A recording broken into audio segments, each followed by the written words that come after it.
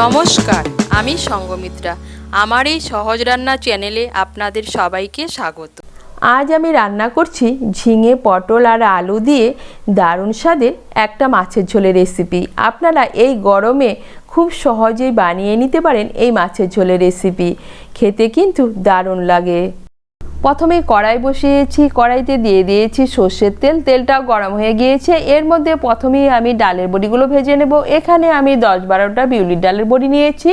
ডালের বড়িগুলোকে লাল করে ভেজে নেব। ডালের বড়িগুলোকে লাল করে ভেজে নিয়েছি। এখন আমি ডালের বড়িগুলোকে তুলে নিচ্ছি। ডালের বড়ি ভাজার পর কড়াইতে যে তেল আছে, এই তেলের মধ্যে আমি প্রথমেই মাছগুলো ভেজে নেব। এখানে আমি 250 গ্রাম বাটা মাছ নিয়েছি। মাছগুলোর মধ্যে সামান্য একটু নুন আর সামান্য একটু হলুদ গুঁড়ো মেখে রেখে দিয়েছিলাম। এখন এই তেলের মধ্যে মাছগুলোকে লাল করে ভেজে নেব। এই দেখুন, আমি কয়েকটা মাছ লাল করে ভেজে নিয়েছি। এখন এই মাছগুলোকে তুলে নিচ্ছি। এইভাবে আমি বাকি মাছগুলোকে ভেজে নেব।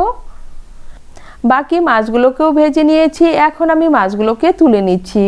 মাছ ভাজার পর কড়াইতে যে তেল আছে, এই তেলের মধ্যে প্রথমে আমি আলুগুলো ভেজে নিচ্ছি। এখানে আমি একটা বড় সাইজের আলুকে সরু করে কেটে নিয়েছি।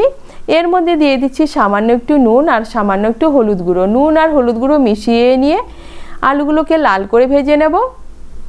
আলুর টুকরোগুলোকে লাল করে ভেজে নিয়েছি। এখন আমি আলুর টুকরোগুলোকে তুলে নিচ্ছি। আলু ভাজার পর কড়াইতে দিয়ে দিচ্ছি কেটে রাখা পটল। এর মধ্যেও দিয়ে দিচ্ছি সামান্য একটু নুন আর সামান্য একটু হলুদ গুঁড়ো। নুন আর হলুদ গুঁড়ো মিশিয়ে নিয়ে পটলগুলোকে লাল করে ভেজে নেব। পটলগুলোকেও ভেজে নিয়েছি। এখন আমি পটলগুলোকে তুলে নিচ্ছি। পটল ভাজার পর কড়াইতে দিয়ে দিচ্ছি আর অল্প সর্ষের তেল। এর মধ্যে দিয়ে দিচ্ছি 1/4 টিস্পুন কালো জিরে আর একটা কাঁচা লঙ্কা। ফোড়নটা দিয়ে একটু নাড়াচাড়া করে নিয়ে এর মধ্যে দিয়ে দিচ্ছি কেটে রাখা ঝিঙে।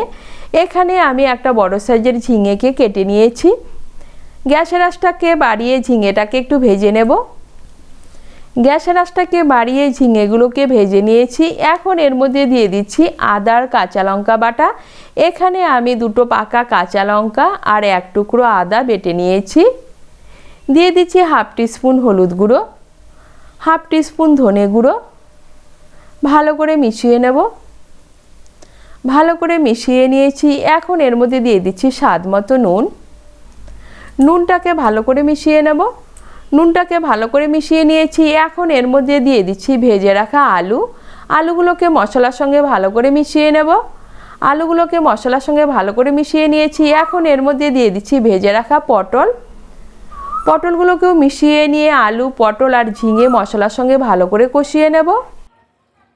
আলু, পটল আর ঝিঙেগুলোকে মশলার সঙ্গে ভালো করে কষিয়ে নিয়েছি। এখন এর মধ্যে দিয়ে দিচ্ছি জল। এর মধ্যে দিয়ে দিচ্ছি 2 কাপ গরম জল। জলটাকে ভালো করে মিশিয়ে নেব। জলটাকে ভালো করে মিশিয়ে নিয়েছি। এখন গ্যাসের আঁচটাকে মিডিয়াম করে 4-5 মিনিটের জন্য ঢেকে দেব। এদিকে আবার কড়াই বসিয়েছি। এর মধ্যে দিয়ে দিচ্ছি 2 টিস্পুন গোটা জিরে। জিরেটাকে শুকনো খোলায় ভেজে নেব। জিরেটাকে শুকনো খোলায় ভেজে নিয়েছি। এখন আমি জিরেটাকে নামিয়ে নেব। নামিয়ে গুঁড়ো করে নেব। এদিকে গ্যাসের আঁচটাকে মিডিয়াম করে 5 মিনিটের জন্য ঢেকে দিয়েছিলাম। আর এই দেখুন, আলু, পটল, ঝিঙে সব সেদ্ধ হয়ে গিয়েছে। ঝিঙে আর পটল সেদ্ধ হতে খুব বেশি সময় লাগে না। এখন গ্যাসের আঁচটাকে বাড়িয়ে একটু নাড়াচাড়া করে নিয়ে এর মধ্যে দিয়ে দিচ্ছি ভেজে রাখা মাছগুলো আর ডালের বড়ি। ভালো করে মিশিয়ে নেব। গ্যাসের আঁচটাকে বাড়িয়ে আরও 1-2 মিনিট রান্না করে নিয়েছি। এখন এর মধ্যে দিয়ে দিচ্ছি আমি যে ভাজা মশলাটা তৈরি করে নিয়েছিলাম, সেই ভাজা মশলা আর দিয়ে দিচ্ছি চিড়ে রাখা কাঁচা লঙ্কা। ভালো করে মিশিয়ে নিয়ে গ্যাসের আঁচটাকে বাড়িয়ে আরও 1-2 মিনিট রান্না করে নেব।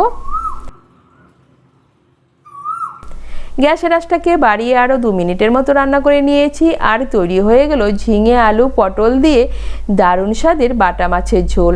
আপনারা এভাবে এই গরমে ঝিঙে, আলু, পটল আর ডালের বড়ি দিয়ে বাটা মাছের ঝোল বানিয়ে খেয়ে দেখবেন। গরম ভাতে খেতে কিন্তু দারুণ লাগে। আমি যেভাবে বানিয়েছি, আপনারা এভাবে একবার বানিয়ে খেয়ে দেখবেন। আপনাদের যদি এই রেসিপিটি ভালো লাগে তাহলে লাইক এবং শেয়ার করবেন। আর রেসিপিটি কেমন হয়েছে কমেন্ট করে জানাবেন। আরও নতুন নতুন রেসিপি পাওয়ার জন্য চ্যানেলটিকে সাবস্ক্রাইব করে পাশে থাকবেন। ধন্যবাদ।